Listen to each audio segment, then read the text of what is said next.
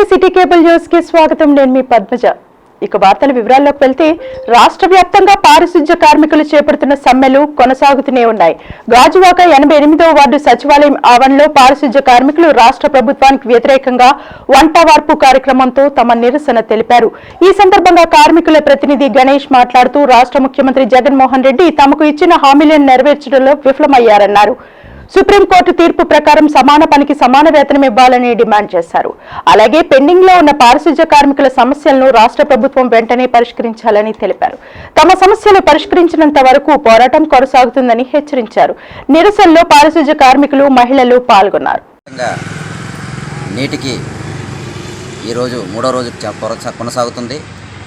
మరి జగన్మోహన్ రెడ్డి గారు ప్రభుత్వం కార్మికులకి తీరని అన్యాయం చేస్తున్నారు. గతంలో సమాన పనికి సమాన వేతనం ఇస్తానని సుప్రీంకోర్టు అమలు చేసిన నేటికి ఇది కూడా అమలు చేయట్లేదు. మరి ఈ ప్రభుత్వంలో నేను వస్తాను, మాట తప్పను, మడమ తిప్పను, కార్మికులకి ఏదైనా సరే నేను పర్మనెంట్ చేస్తానని చెప్పేసి వాగ్దానం ఈరోజు వారికి కనబడలేదు. మరి సుప్రీంకోర్టు ఇచ్చిన వేతనంతో పాటు ఈరోజు కాంట్రాక్ట్ వ్యవస్థ ఉన్న అవుట్సోర్సింగ్ కాంట్రాక్ట్ వర్కర్లందరినీ పర్మనెంట్ చేస్తానని చెప్పేసి మాట తప్పను, మడమ తిప్పనని ఈ ప్రభుత్వం జగన్మోహన్ రెడ్డి గారు కార్మికులకి అన్యాయమే చేస్తున్నారు తప్ప న్యాయమైన పరిష్కారం చేయట్లేదు. నేటికి ఈరోజు పరిష్కృత కార్మికులు అనాగ తిప్పంతులు పడి చెత్తను కాపాడుకుంటూ ఈరోజు ప్రభుత్వం ఏదో ఒక న్యాయం చేస్తుందని చెప్పేసి వంట వారు కార్యక్రమం చేస్తూ ఈరోజు రోడ్డుకు ఎక్కుతడం జరుగుతుంది. రేపు కుటుంబాల వారి కూడా 100% ఈ పరిష్కారం కాని వేళ కుటుంబాల వారు కూడా రోడ్డు వారికి ఎక్కి వంట వారు కార్యక్రమంతో ప్రభుత్వానికే ఈ పూర్తి బాధ్యత తెలియజేస్తున్నాం.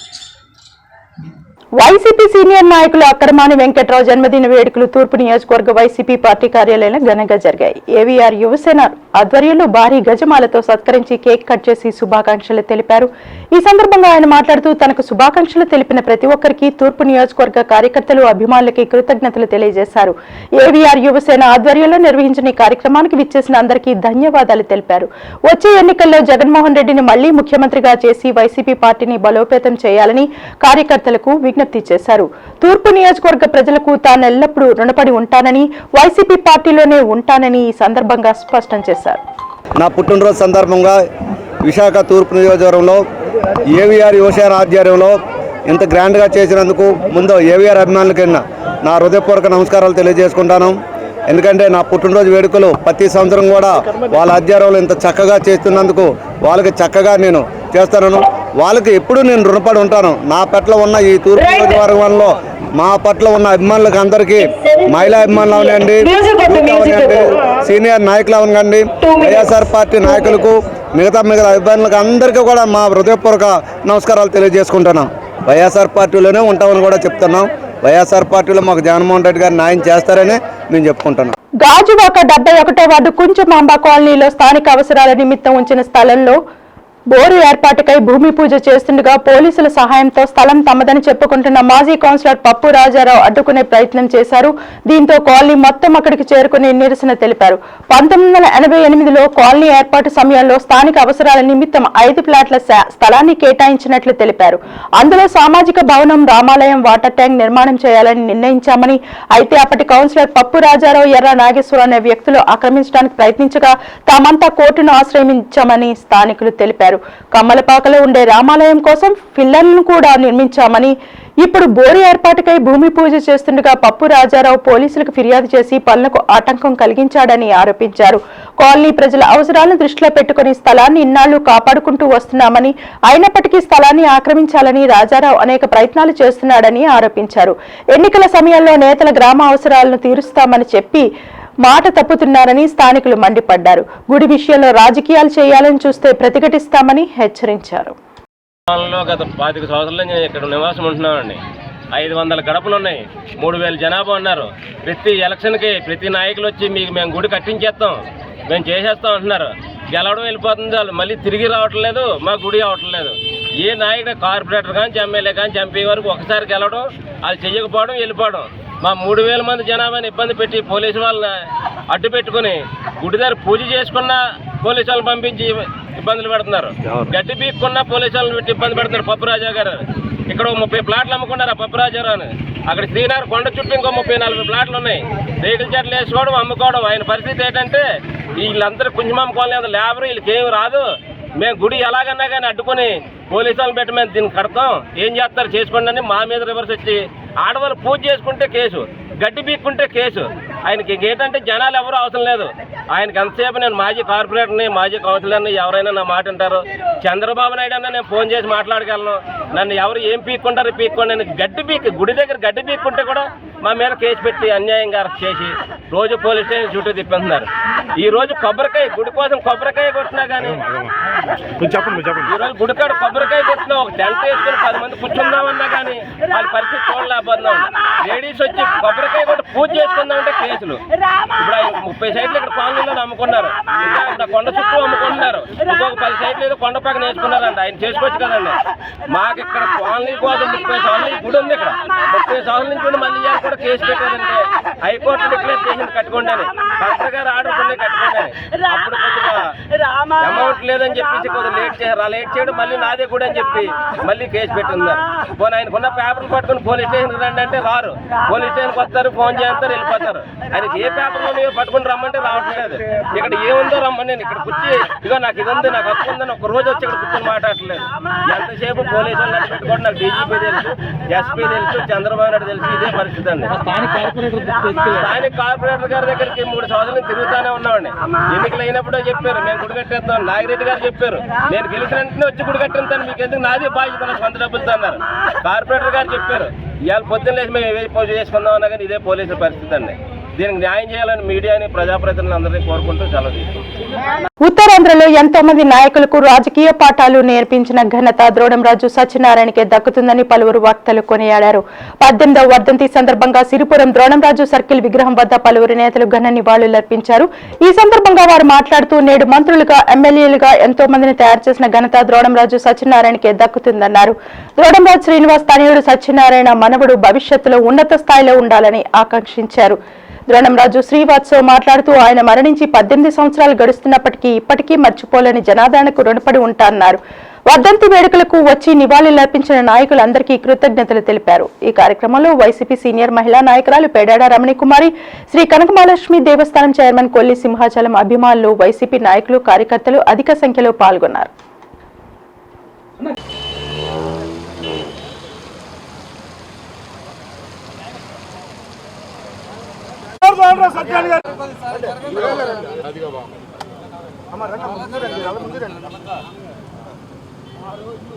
ఈరోజు మా తాతగారు స్వర్గీయ ద్రోణంరాజు సత్యనారాయణ గారి 18వ వర్ధంతి సందర్భంగా ఈరోజు ఇక్కడ సిరిపురం సర్కిల్లో మొత్తం ఆయన అభిమానులు, అలాగే పార్టీ సభ్యులు, అలాగే విశాఖపట్నం ప్రజలందరూ కూడా ఈరోజు ఆయన్ని గుర్తు చేసుకునే విధంగా ఇక్కడికి వచ్చి ఆయన్ని స్మరించుకునే అవకాశం దొరికినందుకు ముందుగా అందరికీ నా ధన్యవాదాలు.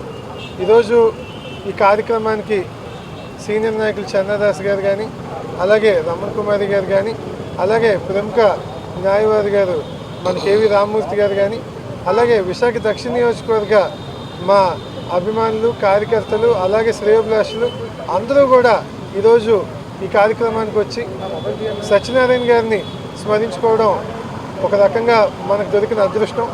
ఎందుకంటే ఆయన ఉత్తరాంధ్రకి చేసిన సేవలు మనందరికీ తెలుసు. మేము చిన్న వయసులో ఉన్న ఈరోజు ఆయన చేసిన పనులన్నింటి గురించి కూడా పెద్దవాళ్ళందరూ మాకు చెప్పడం, రాజకీయాల్లోకి ఎవరు వచ్చినా ఆయన్ని స్ఫూర్తిగా తీసుకోవాలని చెప్తుంటారు. ఆయన ఏదైతే ఒక రాజకీయ విశ్వవిద్యాలయం అని చెప్పి అందరూ చెప్తారో అలాంటి కుటుంబంలో నేను పుట్టడం నిజంగా నా అదృష్టం. అందుకనే పేరుకి ఆయన మనవడినైనా ఎలాగైతే ఆయన ఒక కార్యకర్తలాగా కష్టపడి పనిచేశారో నేను కూడా అదే విధంగా పార్టీకి పనిచేసుకుంటూ, అలాగే విశాఖపట్నం ప్రజలకి ముఖ్యంగా ఇక్కడ సేవలు అందించాలని చెప్పి ఇక్కడ ఉండాలనుకుంటున్నాను. ఖచ్చితంగా ఈరోజు మా కుటుంబానికి అందరికీ కూడా ఇక్కడ ఏదైతే అందరూ వచ్చి ఇలాగ అండగా ఉంటున్నారో ఎప్పటికీ వాళ్ళని మేము మర్చిపోమని చెప్పి మరొకసారి చెప్తూ ఈ కార్యక్రమానికి ఇచ్చేసినందుకు మరొకసారి పెద్దలందరికీ ధన్యవాదాలు తెలుపుకుంటూ సెలవు తీసుకుంటాం.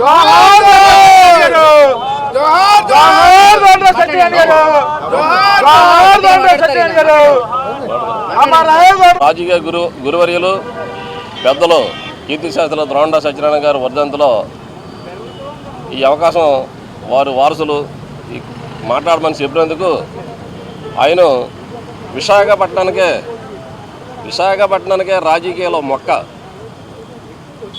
1978 తర్వాత హిందూ శాసనసభ్యుడు 77లో తెన్నేటి విశ్వనాథన్ గడగడలు ఆడించినటువంటి మహావీరుడు పార్లమెంటు సభ్యులు విశాఖ నగరాన్ని పుట్టించినటువంటి రాజకీయ బిడ్డ విశాఖపట్నం వారసులు నగరాన్ని 1980లో విశాఖపట్నం నగరాభివృద్ధి సంస్థకి మొట్టమొదట వారు చైర్మన్గా ఈ ఎంఈపీ కాలనీ కానీ సీతమ్మధార కానీ విశాఖపట్నంలో నగరాలన్నిటికీ కూడా ప్లాన్ ప్రకారంగా తీర్చిదిద్దినటువంటి మహానాయకుడు గొప్ప నాయకుడు ఓ పల్లెల్లో పుట్టి ఉత్తరాంధ్రకు ఒక్కదానికే పరిమితం కాదు రాష్ట్రాన్ని తన భుజాల మీద వేసుకొని ఢిల్లీలో తన కలం ఇప్పినటువంటి రాజకీయ మేధావి అటువంటి మనుషులు ఈవేళ దూరంగా కనిపిస్తున్నారు ప్రజలకు సమస్యలు ఉంటే ప్రజల్లో కలిసిపోయే మనిషి ద్రోండా సత్యనారాయణ గారు ఆ రకంగా ప్రజాభిమానం పొంది రాజకీయాల్లో బ్రహ్మాండమైనటువంటి రాజకీయ రంగాన్ని ప్రవేశించి విశాఖపట్నంకు ఎలుతురు తీసుకొచ్చినటువంటి మనిషి అని చెప్పేసి సభాముఖంగా తెలియజేస్తూ ఈ కార్యక్రమం ముగిస్తున్నాం. గౌరవనీయులైనటువంటి ద్రోణరాజు సత్యనారాయణ గారి 18వ వర్ధంతి కార్యక్రమాన్ని ఆయన వారసులైనటువంటి ద్రోణరాజు శ్రీవాత్సవ గారి ఆధ్వర్యంలో విశాఖపట్నంలో సిరిపురం జంక్షన్లో ఘనంగా నిర్వహించడం జరుగుతూ ఉంది. ఉత్తరాంధ్ర జిల్లాలకే కాదు గల్లీ నుంచి ఢిల్లీ వరకు కూడా ఆయన నినాదం ఆయన వాయిస్ వినిపించినటువంటి ఒక మహోన్నతమైనటువంటి వ్యక్తి. ఈరోజు ఉత్తరాంధ్ర జిల్లాల్లో ఉన్నటువంటి ప్రతి నాయకుడు కూడా ఆయన శిష్యులు, అంతమంది శిష్యులను తయారు చేసినటువంటి ఘనత ఒక రాజకీయ గురువు, రాజకీయ ద్రోణాచార్యుడు, రాజకీయ విశ్వవిద్యాలయంలాగా ఆయన నడిపినటువంటి విధానం అదంతా కూడా ఈ రోజుకి అందరికీ కూడా గుర్తే. మరి ఆయన ఆశీస్సులు శ్రీవాత్సవ్కి మెండుగా ఉండాలని, ఆయన వారసత్వాన్ని శ్రీవాత్సవ్ ముందుకు తీసుకువెళ్లే విధంగా పార్టీ కూడా గౌరవించి ఆయన్ని పదవుల్లో రేపు రాబోయే ఎలక్షన్స్లో ఆయనకు ఒక అవకాశం కూడా కల్పించాలని చెప్పి ఈ సందర్భంగా మేము తెలియజేస్తూ మరి ఇంత చక్కని కార్యక్రమంలో పాల్గొనే అవకాశం కల్పించినందుకు ధన్యవాదాలు తెలియజేస్తాం. ఆర్ఎస్ బ్రదర్స్ షాపింగ్ మాల్లో లక్కీ డ్రాలు ఉత్సాహంగా సాగాయి. పండుగల వేడుకల సందర్భంగా ఫెస్టివ్ లక్కీ డ్రాను నిర్వహించారు. ఈ పండుగలో నిర్వహించే బంపర్ ఆఫర్ల ద్వారా విజేతలకు 2 కోట్ల విలువైన బహుమతులు గెలుచుకునే అవకాశం కల్పిస్తున్నారు. ఈ సందర్భంగా Jagadamba RS brothers shopping mall manager Chidambaram మాట్లాడుతూ ఈ నెలలో ఇది 2వ లక్కీ డ్రా నిర్వహించనున్నామన్నారు. వచ్చే నెల జనవరి 6, 15 తేదీల్లో రాత్రి 9 గంటలకు కస్టమర్ల సమక్షంలో వారి చేతే డ్రా తీసి విజేతల పేర్లు ప్రకటించడం జరుగుతుందన్నారు. ఆంధ్రప్రదేశ్లోని ఆర్ఎస్ బ్రదర్స్ షాపింగ్ మాల్లో మాత్రమే కొనుగోలు చేసేవారు ప్రతి 500 రూపాయల కొనుగోలుపై ఒక లక్కీ డ్రా కూపన్ పొందగలరని పేర్కొన్నారు. ఈ అవకాశాన్ని సద్వినియోగం చేసుకుని అదృష్ట విజేతలుగా నిలవాలని కోరారు. తమ షోరూంలో sarees wear, men's wear, ladies western wear, kids wear, churidars, lehengas, leggings, గౌన్లు, బ్రాండెడ్ లేడీస్ వేర్, లేటెస్ట్ ట్రెండ్కి సంబంధించి కుటుంబం అంతా ఒకే చోట షాపింగ్ చేసుకునే అద్భుతమైన కలెక్షన్లు అతి తక్కువ ధరలకే లభిస్తాయని తెలిపారు. అందరికీ నమస్కారం అండి. జంట నగరాల్లో విశేష ఆదరణ కలిగిన ఆర్ఎస్ బ్రదర్స్ ఇప్పుడు విశాఖపట్నంలో కూడా అంతే ఆదరణ, ప్రజాదరణ పొందుతోంది. ఫ్యామిలీ అందరికీ కూడా మీరు అనుకునే రేంజ్లో మీకు కావలసిన వెరైటీలు కూడా ఇక్కడ అందుబాటులో ఉన్నాయని మీ తాలూకు ఆదరణ మాకు తెలియజేస్తోంది. గత వారం మనం 76 ప్రైజులు ఇచ్చామండి క్రిస్మస్ మరియు సంక్రాంతి సందర్భంగా తీసే లక్కీ డ్రాలో. అలాగే ఈరోజు అంటే 27వ తారీఖు నాడు కూడా మరొక 76 ప్రైజులు తీయడం జరుగుతోంది. ఇంత విశేష ఆదరణ కల్పిస్తున్న విశాఖ ప్రజలందరికీ కూడా మరొకసారి ధన్యవాదాలు తెలియజేస్తున్నాం. అలాగే రాబోయే సంక్రాంతికి అలాగే న్యూ ఇయర్కి కూడా మీకు కావాల్సిన షాపింగ్ ఆర్ఎస్ బ్రదర్స్లో చేయండి. మీరు అనుకునే రేంజ్లో చేయండి, మీ షాపింగ్ అంతా చేయండి, మీ ఫ్యామిలీ అందరికీ కూడా ఇక్కడే చేయండి. వాటితో పాటు 76 విలువైన బహుమతులు కూడా తీసుకోండి. ఇందులో టీవీఎస్ జూపిటర్ ఉంది, అలాగే గెలాక్సీ ట్యాబ్ ఉంది, 100 గ్రామ్స్ బౌల్ ఉంది, సిల్వర్ బౌల్ ఉంది, TCL 32 ఇంచెస్ ఫ్లాట్ టీవీ ఉంది. సో ఇన్ని బహుమతులు మీరు ఆనందంగా మీ ఫ్యామిలీతో వచ్చి షాపింగ్ చేయండి. అలాగే బహుమతులు కూడా గెలుచుకొని ఈ పండుగని ఆనందంగా, సుఖంగా, ఆరోగ్యంగా, హాయిగా గడుపుకోండి. అందరూ మరొకసారి మా ఆర్ఎస్ బ్రదర్స్కి విచ్చేసి ఫ్యామిలీ షాపింగ్లో మీరు ఎంజాయ్ చేస్తూ బహుమతులు గెలుచుకోండి. అందరికీ కూడా ముందుగా నూతన సంవత్సర శుభాకాంక్షలు. Thank you. నా పేరు చిదంబరం అండి. నేను ఇక్కడ మేనేజర్ని చేస్తున్నా. నా పక్కన నుంచి ఉన్నతను రవికుమార్, ఈయన అసిస్టెంట్ మేనేజర్ కింద ఉన్నారు జగదాంబ జంక్షన్ ఆర్ఎస్ బ్రదర్స్లో. Thank you. Pendurthi project anganwadi workers అని యూనియన్ చేస్తున్న సమ్మెకు మద్దతు తెలిపిన ఉమ్మడి విశాఖ జిల్లా జనసేన పార్టీ నాయకులు పంచకల్ల రమేష్ బాబు మీడియాతో మాట్లాడుతూ అంగన్వాడీ అక్కచెల్లెమ్మలు సుమారు 17 రోజులుగా నిరవధిక సమ్మెను కొనసాగిస్తున్న రాష్ట్ర ప్రభుత్వం స్పందించకపోవడం చాలా బాధాకరమన్నారు. రాష్ట్రంలో అంగన్వాడీ వర్కర్స్ చేస్తున్న శ్రమను గుర్తించకపోగా అన్యాయంగా వారి శ్రమను దోచుకుంటున్న ఏకైక ముఖ్యమంత్రి జగన్మోహన్ రెడ్డి అన్నారు. అలాగే రానున్న 3 నెలల్లోపు అంగన్వాడీ వర్కర్లు న్యాయమైన 11 డిమాండ్లను రాష్ట్ర ప్రభుత్వం తక్షణమే పరిష్కరించాలని ఆయన డిమాండ్ చేశారు. ఈ కార్యక్రమంలో జన సైనికులు, పార్టీ కార్యకర్తలు, నాయకులు పాల్గొన్నారు. వర్కర్స్ చేస్తున్న నిరసన కార్యక్రమానికి ప్రభుత్వం స్పందించకపోవడం చాలా బాధాకరం, విచారకరం. దీన్ని మేము తీవ్రంగా జనసేన పార్టీ తరఫున ఖండిస్తూ ఉన్నాం. వారి న్యాయమైన కోరికలు 11 డిమాండ్లు తీర్చాలని వారికి మద్దతుగా మేము కూడా రేపు ఫస్ట్ తర్వాత డైరెక్ట్ కార్యక్రమాల్లో మేము కూడా వాళ్ళతో భాగస్వాములు అవుతామని చెప్పి గతం నుంచి కూడా ప్రభుత్వం అన్ని వర్గాలని కూడా వాళ్ళ న్యాయమైన డిమాండ్లు పెంచుతాము అని చెప్పి నేను ఉన్నాను, నేను విన్నాను అని చెప్పి జగన్మోహన్ రెడ్డి సొల్లుకవులు అని చెప్పి ఇప్పుడు అన్ని వ్యవస్థల్ని కూడా మోసం చేస్తున్న విధానాన్ని నేను తీవ్రంగా ఖండిస్తూ మరి తల్లులు, అక్క చెల్లెమ్మలు రోడ్డు మీద పడి 17 రోజులైంది. జాలి, దయ, కనికరం లేకుండా ఆయన పుట్టినరోజు వేడుకలు చేసుకుంటూ, క్రీడలు చేసుకుంటూ, ఏ బాధ్యత లేని వ్యక్తి ఎవరైనా ఉన్నాడంటే ఈ రాష్ట్ర ముఖ్యమంత్రి. ఎక్కడా బాధ్యత లేదు. కూలగొట్టటాలు, పడగొట్టటాలు, ఆక్రమించుకోవటాలు, విశాఖ జిల్లాలో వీళ్ళ దందాలు. మొదటి కృష్ణుడు, రెండో కృష్ణుడిలాగా ఇన్ఛార్జీలను మారుస్తూ కొన్నాళ్ళు సాయిరెడ్డి దోచుకున్నాడు. సాయిరెడ్డి కోట అయిపోయిన తర్వాత ఆయన వాటాలు సరిగ్గా ఇవ్వకపోతే ఆయన తీసి సుబ్బారెడ్డిని పెట్టి మళ్ళీ దోపిడీ చేస్తూ ఉన్నారు. మంత్రులు కానీ, ఎమ్మెల్యేలు కానీ ఇలాంటి వాళ్ళ విషయాల మీద బాధ్యతాయుతంగా మాట్లాడకుండా ఇంకా 3 నెలల తర్వాత ఎలాగ అధికారంలోకి రాము కదా అని చెప్పి దోపిడీ దొంగల్లాగా ఈ రాష్ట్రం మీద పడి దోచుకుంటున్న విధానాన్ని ప్రజలంతా గమనిస్తూ ఉన్నారు.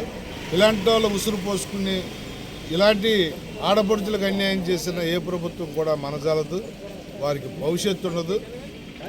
జగన్మోహన్ రెడ్డి, మేము డిమాండ్ చేస్తూ ఉన్నాం, నువ్వు ఈ 3 నెలల్లోపు ఈ సమస్యలు పరిష్కరిస్తావా?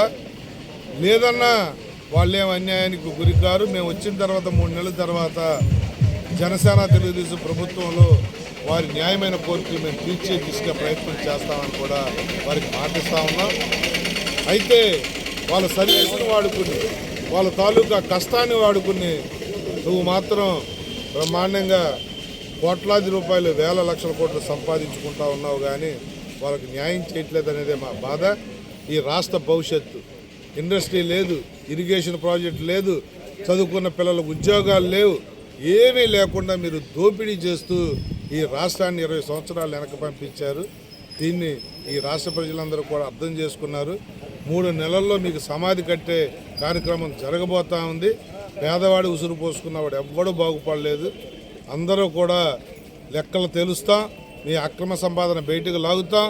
ఇలాంటి వాళ్ళకి న్యాయం చేసే వరకు కూడా 3వ తారీఖు తర్వాత ఈ లోపు వీళ్ళకి న్యాయం జరగకపోతే పెద్ద ఎత్తున జిల్లా మీటింగ్ మేము ఏర్పాటు చేసుకుని జిల్లా అధ్యక్షుడిగా అన్ని నియోజకవర్గాల వాళ్ళని పిలిచి కలెక్టరేట్ ముట్టడి కార్యక్రమం కూడా 3 తర్వాత మేము చేపట్టబోతున్నామని కూడా తెలియపరుస్తూ వారికి మా సంపూర్ణ మద్దతు, సంఘీభావం తెలియజేస్తూ వారికి మేము అండగా ఉంటామని కూడా మరొకసారి తెలియజేస్తూ సెలవు తీసుకుంటాం. జై జనసేన. విశ్వ సాహిత్య లలిత కళా వేదిక నిర్వహణలో బహుముఖ ప్రతిభాశాలి డాక్టర్ గణపతిరాజు ఈశ్వరవర్మ స్మారక ఉపన్యాస కార్యక్రమం విశాఖ పౌర గ్రంథాలయంలో జరిగింది.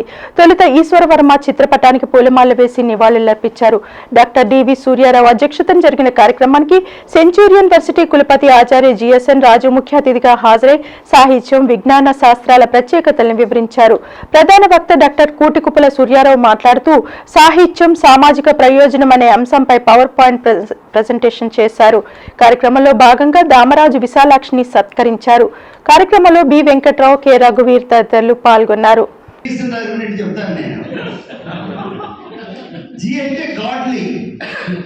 అంటే దైవంతో సమానమైనటువంటి నిర్ణయాలు చేసినటువంటి మహనీయులు. ఎస్ అంటే ఎస్, ఎవరి అడగని, ఉద్యోగం అడగని, స్కాలర్షిప్ అడగని, అపాయింట్మెంట్ అడగని, ట్రాన్స్ఫర్ అడగని. చాలా మందికి మీనింగ్ ఆఫ్ ఛాన్సలర్ అంటే అర్థం ఏంటంటే గవర్నర్ అర్థం. గవర్నర్, మన రాష్ట్ర గవర్నర్ని ఏమంటామంటే we call him chancellor of the state. వారు ఛాన్సలర్ ఆఫ్ సెంచురీ యూనివర్సిటీ. నాకు తెలిసి మన విశాఖపట్నంలో జీవించి ఉన్న వారిలో ఎవరు కూడా ఛాన్సలర్ లేరు. నేను ఎందుకు జీవించి ఉన్న వారిని మాట వాడానంటే, ఎవరైనా గతంలో ఎవరైనా ప్రైవేట్ ఇన్స్టిట్యూషన్లో పనిచేసి వారు అయిన ఉండొచ్చు, ఛాన్సలర్ అయి ఉండొచ్చేమో నాకు తెలియదు కానీ, but is the first chancellor. We are all very happy to see him today here. కాబట్టి ఆయన మనకి ముఖ్య అతిథి. తర్వాత మనకి సన్మాన గ్రహీతైనటువంటి పెద్దలు ఒక ఆయన పంచాంగ శ్రవణం చేస్తూ నిరంతరం మాకు ఆచార్యులు, మరి సోదరి ఆమె ఎన్ఎస్ఎల్ స్కూల్లో ఉపాధ్యాయులుగా పనిచేస్తూ కవయిత్రిగా ప్రసిద్ధిగా ఉన్నటువంటి వారు. నేను నా ఉపన్యాసం ప్రారంభించే మొదలు నాకు ఒక కవర్ ఇచ్చానండి. ఈ కవర్ చూసి ఇందులో డబ్బు ఉంది, ఇందులో ఉంటుందని నాకు తెలీదు. కాబట్టి ఈ డబ్బును నేను ఈ గ్రంథాల ఎవరితో ఉపయోగపడడానికి సెక్రటరీ గారు ఇక్కడ సూర్యరావు ఉన్నారు కాబట్టి డొనేట్ చేస్తున్నాను. దయచేసి వారు మా ఛాన్సలర్ గారు తెలుసుకోవాల్సిందిగా కోరుతున్నాను. జీవీఎంసీ 28వ వార్డు రామ్నగర్ శ్రీ దుర్గా మల్లేశ్వరి ఆలయంలో దుర్గాదేవి భవానీ అగ్నిగుండ కార్యక్రమాన్ని నిర్వహించారు. ఈ సందర్భంగా ఆలయ ధర్మకర్త ఆకుల ధర్మారావు మరియు నిర్వాహకులు త్రినాథ్, రాంబాబు, దుర్గాదేవి భవానీ భక్తులు ఎక్కువ సంఖ్యలో పాల్గొన్నారు. తిరునాథ్ భవన్ అండి. ఈ గుడి కట్టడం కండి నేను భవనమాలు వేస్తూ ఇలాగ అగ్నిగుండం కార్యక్రమాలు జరిపిస్తున్నాము. భవనీలు నా దగ్గరికి అందరూ పీఠం దగ్గర పెట్టి అందరూ ఒక 50-70 మంది భవన్లు నా జన చేరుతారు.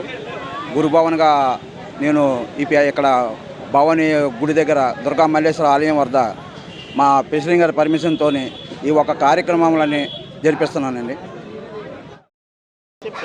నా పేరు ఆకుల ధర్మారావు అండి, దుర్గాదేవి టెంపుల్ ప్రెసిడెంట్ని. అయితే ప్రతి ఏటా కూడా ఈ భవానీమాల కార్యక్రమం అనేది జరపడం జరుగుతుంది.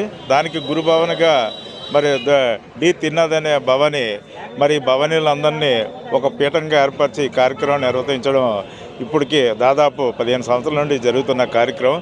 మరి ఈ సంవత్సరం ప్రత్యేకత ఏంటంటే ఈ అగ్నిగుండం కార్యక్రమానికి వాళ్ళు మనవళ్ళు పేరు మీద, వాళ్ళు పిల్లల తల్లిదండ్రుల పేరు మీద మరి స్పాన్సరింగ్ చేసి ధన సాయంతో ఈ కార్యక్రమంగా తన స్వతహాగా ఈ పెట్టడం అనేది ఈ సంవత్సరంలో ఇదే ప్రత్యేకమైన ఘటన.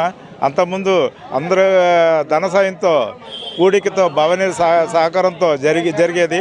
కానీ ఈ సంవత్సరం జరిగేది మాత్రం ప్రత్యేకత ఏంటంటే కేవలం వాళ్ళ కుటుంబ సభ్యులైన వాళ్ళ అబ్బాయి శ్యామ్ వాళ్ళిద్దరూ పిల్లలు ద్వారాగా వాళ్ళ ధన సాయంతో ఈ కార్యక్రమం నిర్వహించడం ఒక విధంగా టెంపుల్ పరంగా మేము చాలా గర్విస్తున్నాను. అలాగే ఈ విధంగా ఇక్కడికి విచ్చేసిన భవానీలకి అందరికి కూడా మరి ఈ కార్యక్రమం జయప్రదం చేసినందుకు ధన్యవాదాలు తెలియజేసుకుంటాం. ఇవి బులెటిన్ విశేషాలు. మరిన్ని వార్తా వివరాలతో మళ్ళీ కలుసుకుందాం. అంతవరకు సెలవు, నమస్కారం.